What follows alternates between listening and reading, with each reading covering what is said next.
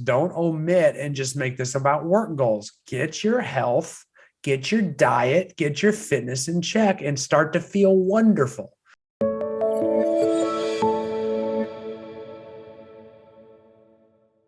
This is probably my favorite real estate sales training topic. And I'm just going to take a little bit of time on this while you guys think of what you want to talk about. But I want to talk a tiny bit about life balance because we are in a time of year we're doing a lot of planning for next year. Okay. We've talked about business planning, and I'm going to talk a little bit more. I'm going to give you guys all a tool on that in a little bit. But I really want to talk about an exercise that we can do to improve your overall life. Because here's what drives me nuts. What drives me nuts is when you get someone that, they sell a ton of real estate and they tell you how hard they work and they sell a ton of real estate. No one wants to be you if you're that guy. So, I don't want to be a guy that sacrifices my whole life just to sell a bunch of real estate. I don't want to be a guy that stays up all night and brags about staying up all night and not sleeping to sell a bunch of real estate. If that's what we're doing, if that's the message we're putting out there on social media or anywhere else, it's a problem. No one wants that. And part of building relationships and part of, you're going to also make other people feel bad. You're going to make people feel lazy. You're going to put a negative vibe out there. You're going to make people feel less than for not having your work ethic or your desire. Even though your intentions may be good to show people how hard you work, you're also going to make people feel bad about themselves. So someone who's like succeeding at a very high level, and I've worked with a lot of people like this. I get to, because of my job or my role as a coach, I get to work with a lot of these exceptional people that sell real estate at a very high level. So they're very dynamic, right? At least when it comes to their professional life. Of course, they're also usually going through divorces. Their health is going to hell. They're having all kinds of problems in their personal life. They may just be unhappy or angry at everybody. They may be trying to grow a real estate team, but can't get their agents to sell anything. These could all be problems with regards to life balance, unrealistic expectations.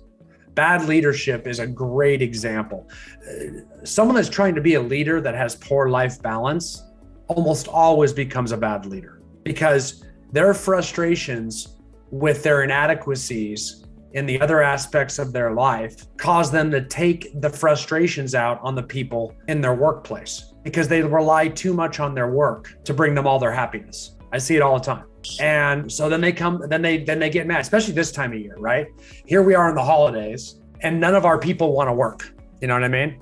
I know all my staff, like they're that's not true. My staff's always hustling, but I know all my clients, a lot of my clients are wanting to check out, start spending time with the family and going to a lot of holiday parties and going on vacations and stuff like that, which is normal, right? It's a balanced life. But if we're trying to do our business and we can't because that escrow officer I work with isn't there, or that loan officer's checked out, or that client's not very available, or that other agent's not there, then we start getting mad and we start getting worked up rather than being understanding and compassionate, right? Because they don't want to work that hard. And, all of a sudden it gets very frustrating and we're swimming upstream. And those are real life frustrations that come with trying to establish life balance, right? So the key is if you do have life balance, if you are, spiritually fit, physically fit, you'll have, if you are healthy, if you do have good, healthy social relationships and your family life situated, if you've got good time at least being devoted to all of those different aspects of your life, they don't have to all be perfect. Don't get me wrong. You don't have to be like a Hallmark card life. But you do need to have a certain amount of your time devoted to improvement in those areas. So as long as you're improving in all those areas, you're going to come off as a better leader. You're going to put out a very positive vibe, and people are going to want to engage with you. People are going to want to follow you. People are going to want to list with you. People are going to want to be in relationship with you. But if you don't have those things in good working order, you're going to be frustrating. You're going to feel less than. You're not going to have time for certain parts of them. And the reason you don't have time for them is because of this person at work is making you work extra hard because they're taking off on vacation. And that's why I don't have time to work on my spiritual life. And I never get to spend time with my kids because that person's never there. And you start blaming other people and you start blaming. Then you become this person that has to vent on social media and has this rough edge about you. And all of a sudden, you're not a good leader and you're not a good ambassador of your own business. But if you maintain and constantly, take care of your life balance situation, everything you just become calm. You operate with a certain ease and a certain grace that a true leader demonstrates. A leader of your community, a leader of someone's home buying or selling process, a leader of a real estate team, a leader in your office, a leader of a transaction, because you got to lead a lot of people in that, and people want to work with you. So that's my reason for life balance, right? So then when we go do our business plan, what do, right? We do our business plan, and we've talked about that. We've talked about a 1-3-5 business plan, where we have a big goal, it's sell a gazillion houses. And then down below it, we're going to work on our lead generation, and we're going to work on, growing our team, or we're going to work on creating our online presence, or we're going to work on building our sphere of influence, or whatever it is we do to grow our business and sell a lot of real estate. And in our business plan, it's all about selling more real estate, but there's nothing in there about the rest of our life to protect it. So sometimes that business plan, like if you're running a real estate team, maybe you have you don't have room for everybody's life, changing issues on there. And maybe you make it just business, but maybe then for the individual agents, or you as an individual, you create your own 1-3-5 business plan where just a small portion of it is devoted to what you need to do in business.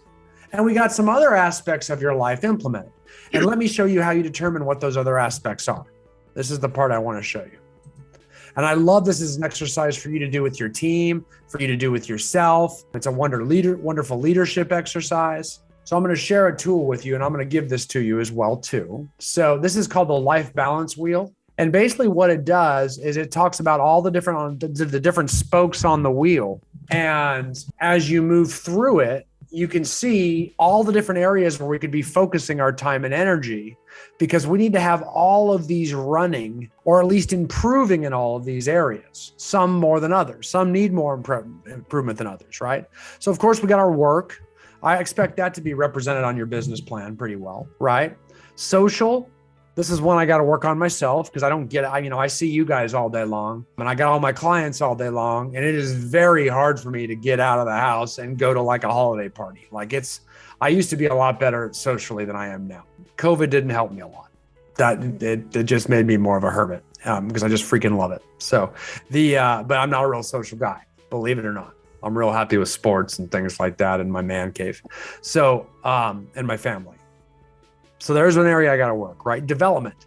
This is an area that luckily, because of my job, I'm pretty strong at, right? It's like, how am I growing? Am I reading? Am I learning new things? You guys keep me very active. I'm always trying to take in more information in my head.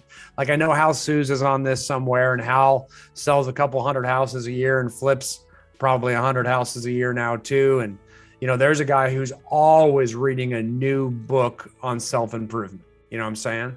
The self-improvement education, like because I am bad at reading. I would not read. It's just who I am as a person. But I discovered Audible, and it really changed my life, because I will do the Audibles all day. I would not pick up a book and read. I know myself. I would have read zero books this year if I had to actually read them. But Audible changed it for me, and I'm actually able to enjoy good reading materials such as Relentless, Atomic Habits, Can't Hurt Me by David Goggins, like great books like that I would have never had the knowledge of it. And now I'm blessed by it, because I figured out what works for me. Tell me, I know you go through this because you're always asking me for what book to read next. Tell me just this last year, 2021, give me some example of some of the books you've listened to or read or whatever. Relentless by Tim Groover. He has a new one. Can't Hurt Me by David Goggins. Atomic Habits. I have read a lot of books, and I don't know the titles, but a lot of real estate books that they're not necessarily like big, famous books, but they're just real estate books on negotiating skills and et cetera, Brian. Like I'm really into this stuff. That's right. I enjoy it. No, I love it. Yeah, that's a great example. I'm the same way. In fact, I've always been a reader, but I found that I just can't get through books fast enough. So I still read, especially when I'm on airplanes. And now I work out and stuff, because I've made some goals around that. So I'm really tired when I go to bed. So I try to read 2 pages, and I can barely make it through 3 pages a night before I fall asleep. It's just the way that works. But there's so many books I want to read, right? And I just don't have time otherwise. So I picked up Audible too. and Hal was a little bit of an inspiration for me on this one. And now I listen to it when I swim. I listen to it when I run. I listen to it when I work out. So rather than just listening to music, I made a sacrifice there. I'm like, you know what? I'm going to mix it up and try Audible books. And with a lot of activities, I can totally listen to books and it's better. And every now and then I'll go back to music. But now it's like, okay, I'm listening. So here I am jogging with my dog in the morning. I've even got, Audible I can listen to when I swim. I can do it when I cycle. So now I'm all of a sudden powering through books. I usually buy the hard copy too. So if there's things that I want to go back and earmark after I listen to it, I'll find them in there. I'll make a note and find them because I'll use them in some of my training content or something like that. Especially if I really like the book, like Atomic Habits, I got that thing ripped up, man. I mean, some books. So, Hey, Brian, can I just add to that too? And that's it. I'm not a reader, but one of the things that I did this year is I made a goal to try to read more books. So I got up every morning from 7 to 8 o'clock, I would read. And at 8 o'clock, whether I was into the book or not, I had to put the book down and go to work. Nice. That's awesome. I did that 6, maybe 7 days, even on the weekends. Every morning for an hour, I would read, and I'm still doing that now. And I mean, I've probably read 8 books so far this year, and that's probably more books than I've read in the last 10 years, to be quite honest. That is cool. That's actually like morning meditation. Well, I do that. I mean, I did meditation a little bit before that. But yeah, it's part of my, and I started with Atomic Habits and adding just that book that got me going. That's a good one to start with. And I said, okay. That's a pretty good one. You could have started with Miracle Morning too. That would have been a good one. You started with the best one.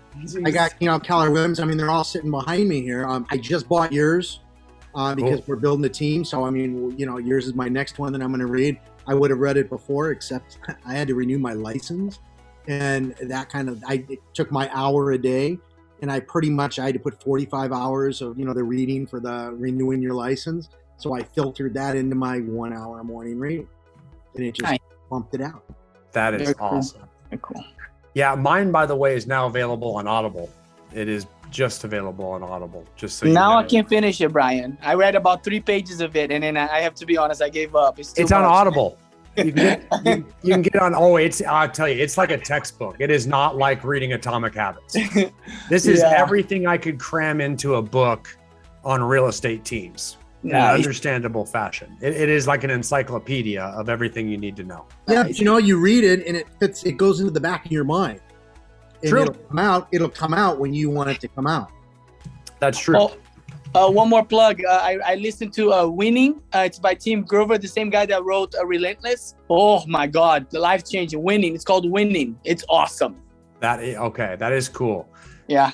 The Winning so I got that one down now. Yeah. Tim Grover's cool. Yeah. I would throw Miracle Morning for any of you guys out there as another awesome book because establishing a morning routine is freaking awesome. It's by Hal Elrod. Freaking awesome book. Atomic Habits. Those are 2 great books to start with because they establish routines and habits. Thank you, Michelle, for the review. They establish routines and habits. And if you establish routines and habits, all of a sudden you start having time and ability to do everything you want to do. So that's a cool one. Okay, so let me go back. I love that type of stuff. Okay, so back to our life balance wheel. So that development one's huge. You better be getting better. I'm preaching to the choir because attending this masterminds is intended to be part of that development too. You're getting better. Okay. Family, man, boy, you better calendar that in. And I would definitely have goals with your family. I'm not joking. Don't let that just be natural or after, for a lot of us, especially if you're selling a lot of real estate or you're successful in work, they'll become an afterthought. To me, this is my biggest priority in life. It wasn't always my biggest priority in life. And now that I got kids, so I book time for this and they are my priority. I've changed my whole life around for that. And it's made me a lot calmer, gentler, better leader as a result. So family has got to be huge. Whatever family is to you. Life planning is financial planning, time management, goal setting. This is really, really huge stuff. Not just goals with, I'm going to own 20 rentals or I'm going to make this much money and retire. What are we doing with, planning for our family, for our kids? What are we doing with when we want to retire? Where our income's going to come from? I can tell you once I got that nailed down in my life, I have been so much more motivated. I know exactly how many properties I want to acquire. I know exactly what age I want to retire. And I'm about 6 months behind schedule on that, just to let you know. Not joking. I know the year, and I know when I want to step out of active coaching. And I know exactly when I want to step out of working and have someone else running my business now. I mean, I'm dialed in. I know exactly where all my income's going to come from. Luke, thank you for the review. Miracle Morning by Hal Elrod. Hal. Same first name as you, last name Elrod, Elrod. You know, I know all of that. I know where I want to be. I'm deciding where I want to be, like where I want those houses to be, you know, where I want to reside, all of that type of thing. I know where I want my investments to be. I'm not saying I'm going to get all that, but I know where and I know why. And I know exactly how my time's going to work out. And the more dialed in you get with that, the more you don't need to find motivation. A lot of people are like, how do I find motivation? Try dialing all this stuff in, and it just happens because you know, man, it's fresh in your mind. My wife and I sit down every single month and we look at our budget every month for 1 hour. And because we have certain goals, we want to make sure we're on path for those goals. When you do that every month, your goals are right in front of you every month. When you have goals right in front of you every month, you are motivated to wake up and do tough stuff to get the results you want. Because you don't have to like the activities you do every day. You do not. You just have to like the results. And if you like the results, it'll make the activities that are tough much more palatable. But you got to be able to remember those results through the difficult activities. And the way you do that is get real dialed in on your goals. And that involves life planning. So maybe that's an area you need work on. Next up, spirituality.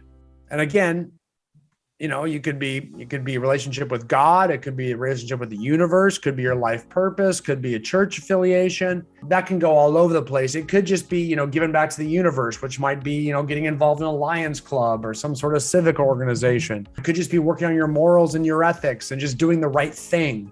It could be you're a Star Wars freak and you're into the good side of the force, you know, as opposed to the dark side. I don't care. Point of the matter is you're doing things to make you feel more in touch with the spiritual aspect of your life. It could just be meditation, man. It doesn't have to be around any being higher than yourself. It could just be around meditation.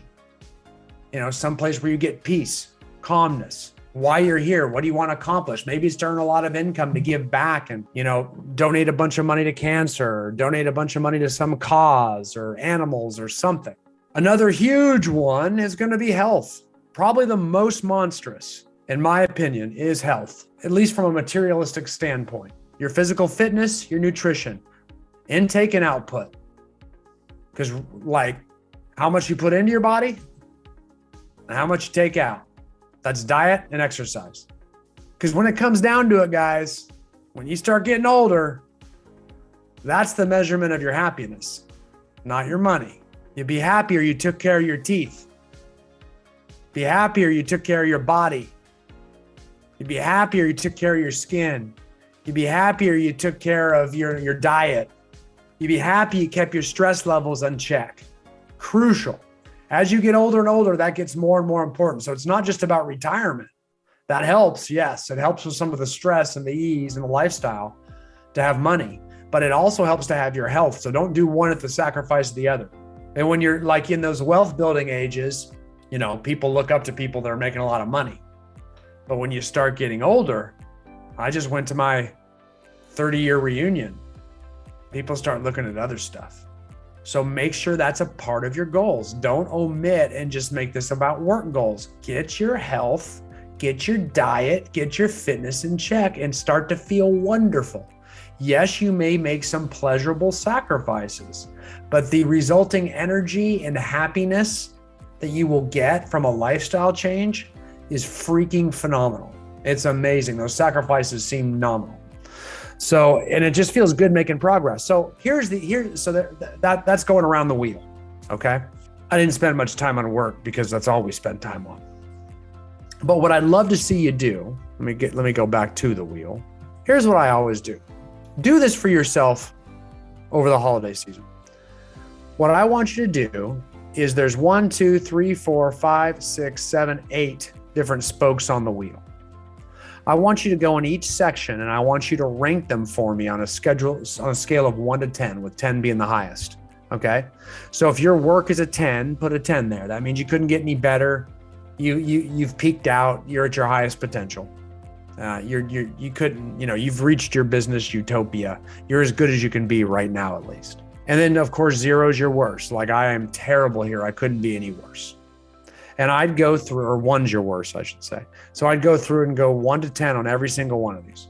And then we got to go and start with the lowest ones first and start writing out here outside the spokes on the wheel, or even inside the spokes. What are some things I could do to get my 1 to a 5, my 5 to an 8? And we got to talk about what we can do to move each one closer to a 10. And then I would include those things in my 1-3-5 business plan for myself. If I run a real estate team, I might be meeting with each of my agents and going through this exercise, or at least doing it in my annual team retreat or in one of my weekly team meetings where I'm giving this to everybody. And I might give this to everybody with the assignment that they're going to go fill this out. Or maybe we all take 30 minutes and they go around and they do fill it out. And then we all go around or maybe take 10 minutes and they fill it all out. In 30 minutes, they go around and they fill out all their ideas of how they could make each one better. And then it needs to get into your own personal 1-3-5 plan. We got to have some action steps. We can't do them all at once.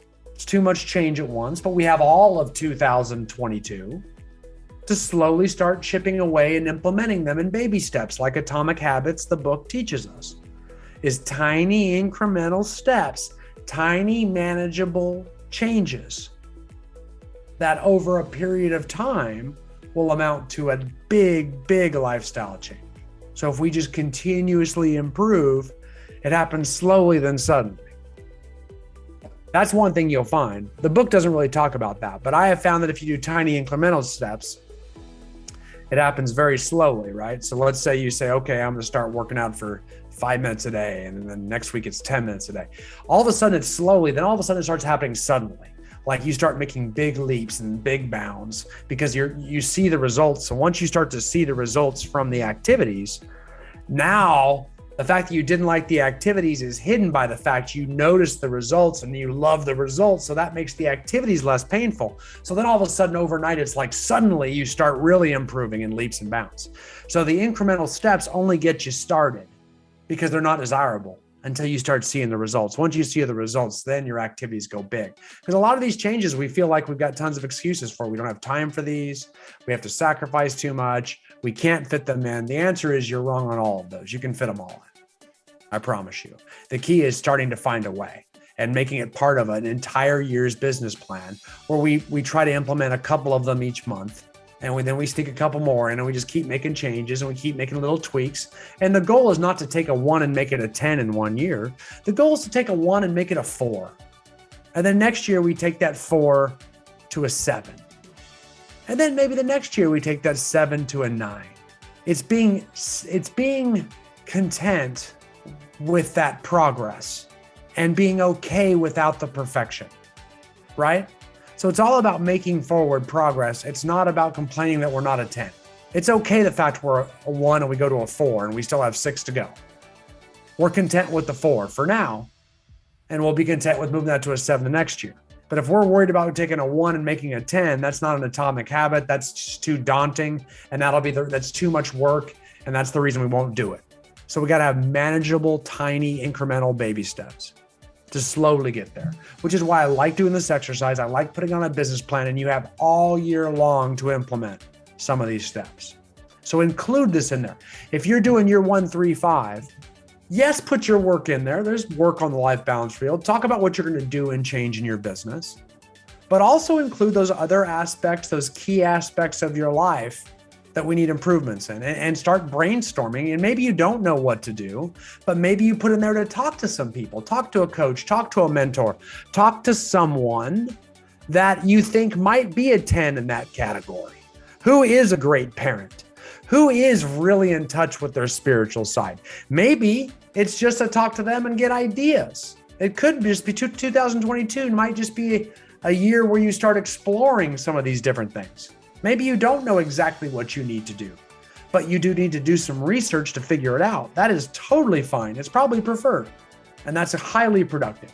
So getting your head around that, it's crucial. And this is the time of the year that we really start to make those changes. So I want you thinking about that. I would use that life balance wheel, do the exercise on yourself, be thinking about it. It's a traditional time of year to make some big changes. We turn over a new leaf at the New Year's and all those resolutions and junk like that.